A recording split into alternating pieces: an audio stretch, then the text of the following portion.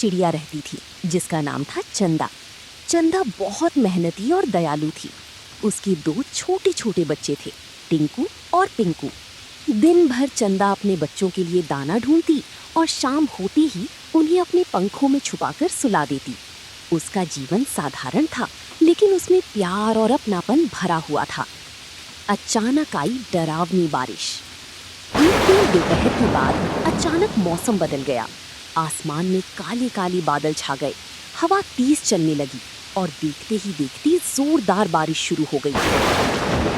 Mummy, ये क्या हो रहा है?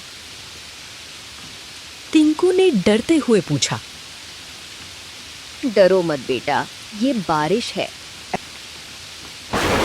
चंदा ने प्यार से कहा, लेकिन तभी अचानक आसमान में तेज बिजली चमकी और जोरदार गरजने की आवाज आई। धड़ाम! दोनों बच्चे डर के मारे चंदा के पंखों के नीचे छुप गए। मम्मी, ये इतनी जोर से क्या हुआ? पिंकू कांपते हुए बोला। चंदा ने उन्हें समझाते हुए कहा, आवाज आती है, लेकिन हमें डरने की जरूरत नहीं है। बारिश लगातार तेज होती जा रही थी। हवा भी बहुत तेज चल रही थी। चंदा अपने घोंसले को संभालने की कोशिश कर रही थी। बस भगवान, ये बारिश जल्दी रुक जाए, उसने मन ही मन कहा। लेकिन तभी उसे महसूस हुआ कि घोंसले की छत से पानी टपकने लगा है। अरे, ये कैसे? कल तक तो सब ठीक था, लेकिन आज तेज बारिश की वजह से घोंसला कमजोर पड़ गया था। मम्मी, पानी अंदर आ रहा है। टिंकू चिल्लाया। चंदा तुरंत सतर्क हो गई। उसने अपने बच्चों को पास बिठाया और उन्हें पंखों से ढक लिया। मुसीबत का बढ़ना। बारिश रुकने का नाम ही नहीं ले रही थी। हवा और भी तेज हो गई। तभी अचानक कर्र, धड़ाम! घोंसले का एक बड़ा हिस्सा टूटकर नीचे गिर गया। बच्चों, जल्दी मेरे साथ आओ। चंदा ने एक पल भी देर नहीं की। उसने दोनों बच्चों को अपने साथ लिया और उड़कर पास की एक टहनी पर बैठ गई। कुछ ही सेकंड बाद पूरा घोंसला नीचे जमीन पर गिर गया। तीनों भीग रहे थे और ठंड से कांप रहे थे। अब हम क्या करेंगे मम्मी? टिंकू रोते हुए बोला।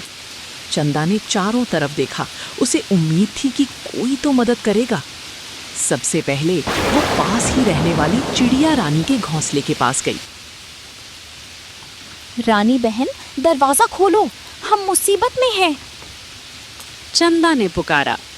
अंदर से आवाज आई, मैं चंदा हूँ। मेरा घोंसला टूट गया है। बच्चों के साथ कहीं ठिकाना नहीं है। क्या तुम हमें थोड़ी देर के लिए अंदर रहने दोगी? रानी ने खिड़की से झांक कर देखा और बोली, अरे चंदा, मेरे बच्चे बीमार हैं। अगर तुम अंदर आ गई तो उन्हें भी बीमारी लग सकती है। तुम कहीं और कोशिश करो। चंदा का दिल टूट गया, लेकिन उसने कुछ नहीं कहा। अब वो दूसरी चिड़िया मीरा के पास गई। मीरा, कृपया हमारी मदद करो। चंदा ने विनती की। मीरा ने बहाना बनाते हुए कहा, अभी मेरा घोंसला बहुत छोटा है, तुम्हारे लिए जगह नहीं है। चंदा समझ गई कि वो मदद नहीं करना चाहती। बारिश में भीगते हुए चंदा को एक पुरानी बात याद आई।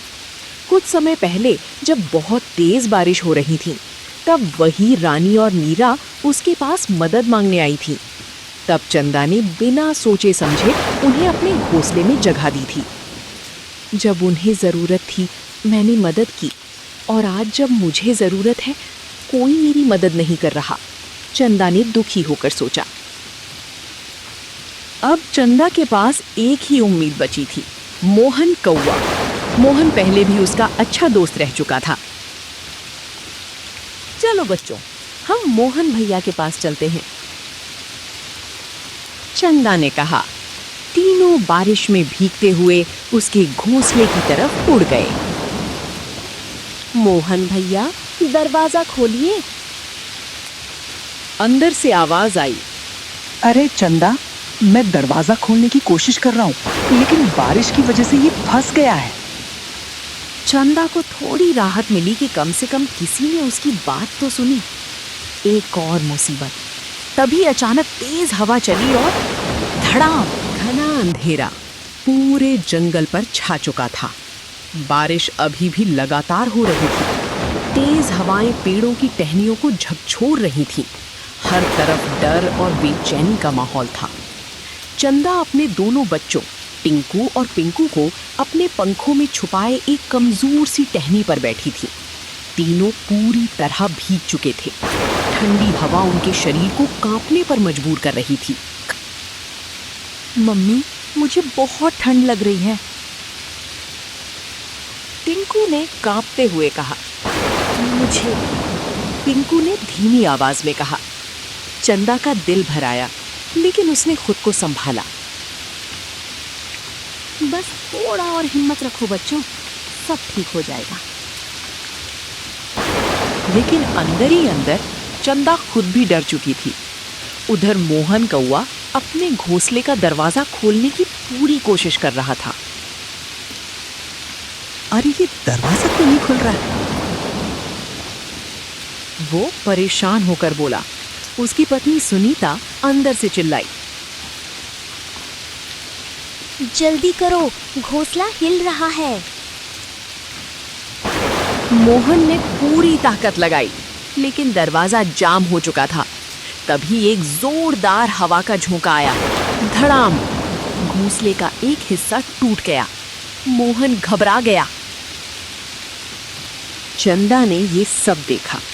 हालांकि वो खुद मुश्किल में थी, लेकिन उसने हिम्मत नहीं हारी। बच्चों, तुम यहीं रुको, मैं अभी आती हूँ। नहीं मम्मी, हमें छोड़कर मत जाओ। मैं बस उनकी मदद करके आती हूँ। हम सब साथ मिलकर ही इस मुसीबत से निकल सकते हैं। चंदा उड़कर मोहन के घोंसले के पास गई। मोहन भैया, घबराइए मत, मैं मदद करती हूँ। लेकिन तुम खुद मुसीबत में हो चंदा। अभी ये सोचने का समय नहीं है। चंदा ने अपनी चोंच और पंजों से घोंसले के टूटे हिस्से को हटाने की कोशिश की। बारिश तेज थी, हवा और भी तेज, लेकिन चंदा लगातार कोशिश करती रही। आखिरकार दरवाजा थोड़ा खुल गया। जल्दी बाहर आओ। मोहन और सुनीता किसी तरह बाहर निकले, लेकिन जैसे ही वे बाहर आए, धड़ाम, पूरा घोंसला गिर गया। चारों अब बिना किसी सहारे के बारिश में थे। अब हम क्या करेंगे? सुनीता रोते हुए बोली। चंदा ने कहा, हमें एक साथ रहना होगा। अगर हम अलग अलग रहेंगे तो मुश्किल और बढ़ जाएगी। मोहन ने सिर हिलाया। तुम सही कह रही हो। चारों पक्षी अब एक सुरक्षित जगह ढूंढने लगे। तभी चंदा को दूर एक बड़ा पेड़ दिखाई दिया। वो देखो, उस पेड़ की जड़ के पास एक बड़ा सा खोखला हिस्सा है। सब तुरंत उस तरफ उड़ने लगे। बारिश के बीच उड़ना बहुत मुश्किल था, लेकिन उन्होंने हिम्मत नहीं छोड़ी। थोड़ी राहत। आखिरकार वे उस पेड़ के खोखले हिस्से तक पहुंच गए। वो जगह पूरी तरह सूखी तो नहीं थी, लेकिन बाहर की तुलना में काफी सुरक्षित थी। चंदा ने अपने बच्चों को अंदर बैठाया। मोहन और सुनीता भी पास में बैठ गए। दिल से निकली बातें।